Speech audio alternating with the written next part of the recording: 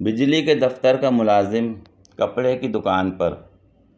भाईजान, ये 3 piece suit कितने का है? दुकानदार: जनाब, 2000 का। ठीक है, पैक कर दो। दुकानदार: जी, ये आपका पैकेट और बिल। जनाब, ये तो 7100 का बिल है, मगर सूट तो 2000 का है।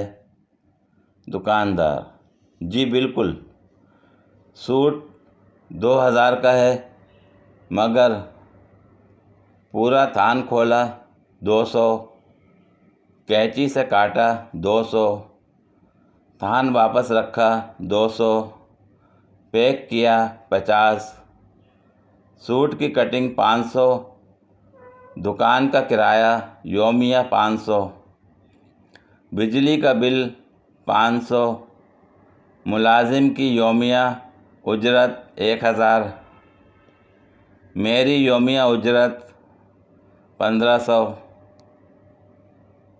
चौकीदार दिन का 500, चौकीदार रात का 250।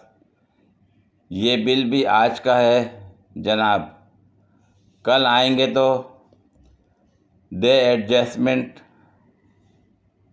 शामिल करके बिल होगा 14200। शुक्रिया। ये चुप है।